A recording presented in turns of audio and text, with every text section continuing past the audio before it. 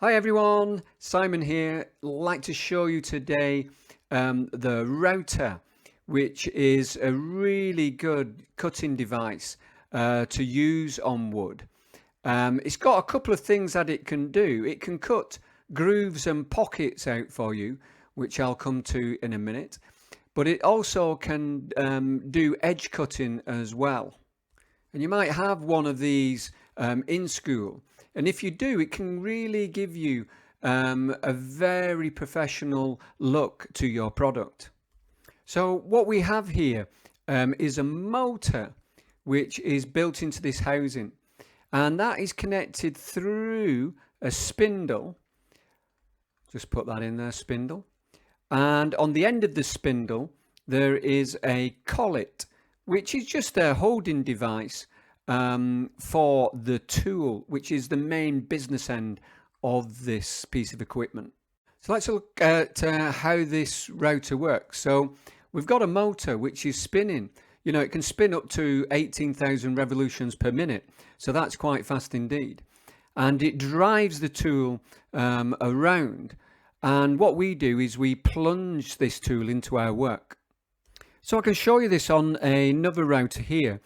I unlock the router by one of the handles, and then I can plunge this router down along the columns so that the tool then penetrates the wood underneath.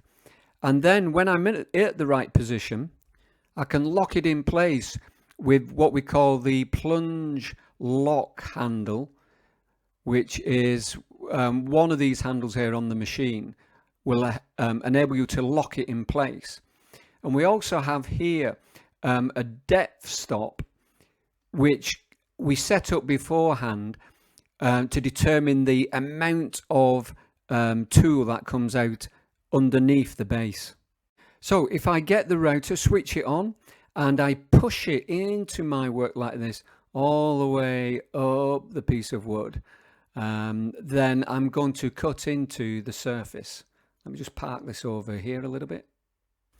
And then this will produce a groove through my work like so. So we've produced a groove with this method.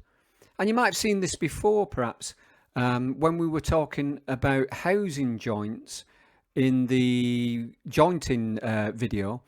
This is a really good way to avoid having to chisel all this material out of the way. Now let's have a look at the tool that has cut this groove. This is a straight edge cutter, and you can see that it has got two edges here and here, which will remove the material, producing this slot or groove into your wood. Now if I move the router through the wood, it's not easy to keep straight this at all, even in real life. You can see it's wobbling around everywhere. So what I need is this extra device which I place on the side of my router, and it locks in place. And then this allows me to run it up the edge of the piece of wood, and then that will get me a nice straight line. Let's just pop that there. And this little accessory that comes with the machine is a special type of jig called a fence. And this will get us really straight line cuts over and over again. Now with the same tool, I can also do what we call pocket cutting, which is removing maybe a larger area, surface area of the material without coming out of the sides of the wood. To do a pocket cut, I'll have to release the plunge handle and pull the router back up. Well, it will spring back up normally, it's on springs, up into the high position. And I would take the router and place it on top of my work like so. And then we can plunge the tool into the material as deep as we want, and then lock it again with the plunge lock handle.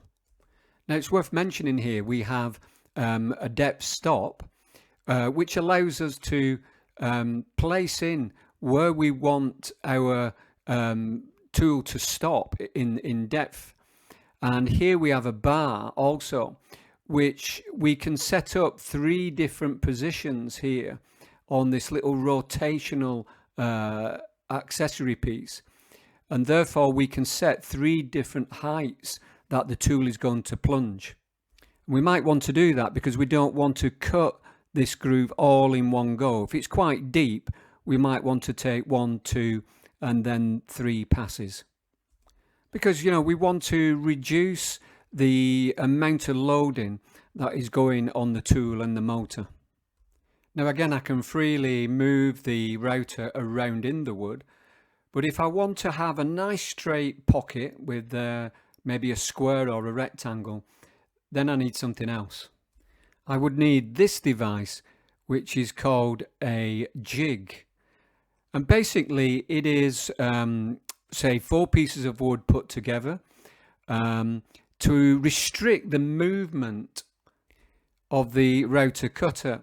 So as we move it along the jig, the base rubs along the edges of the jig, keeping a straight line going, but also confining the movement of the router so that we get nice straight edges to our pocket. And then I would clear out the middle. Let's just clear this jig out, router out of the way. There we go.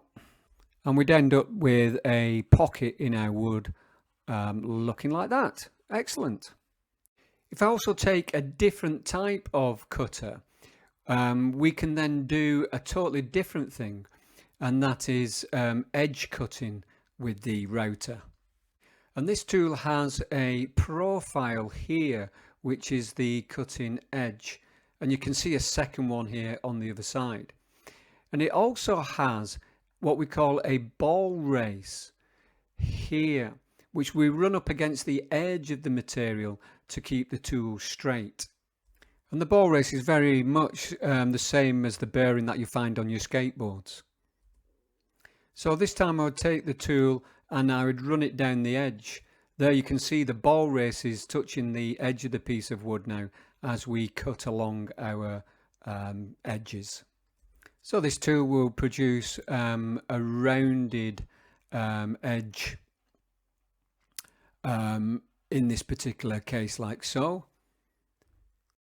And running this tool all the way around that edge will then round off our surfaces for such as tabletops and like this nice little breadboard.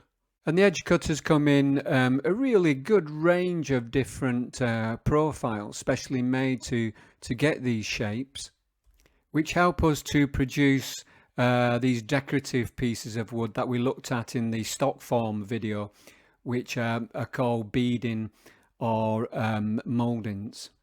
Now mouldings are made slightly different on bigger router tools, but essentially the same way.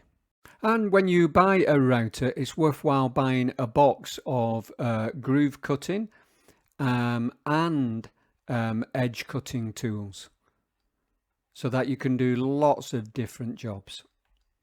And to finish off with, let's have a look at how we can keep the quality of our routering going during operations. And the first one is the spindle speed. So this is how fast your tool will be turning in your material, and that can be adjusted by this switch here at the top. Another factor will be the feed rate that you push the router through the material.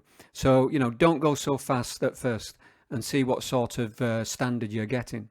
And as I mentioned before, the depth of cut is quite important, because if you go too deep, you're trying to cut too much material off in one go, and that can burn your tools. And then we've also got the direction of cut, which is important. And I can demonstrate that on this piece of material. If we were cutting around the edge, we'd want to go in a anti-clockwise direction. But if we're on the inside of the material, then we would like to go in a clockwise direction. This will not only get you a, better cut, but it's also a safer way of doing it with the router. Great, so that's all from me. Make sure that you stay safe and always be supervised while you're using a router. Okay, see you later.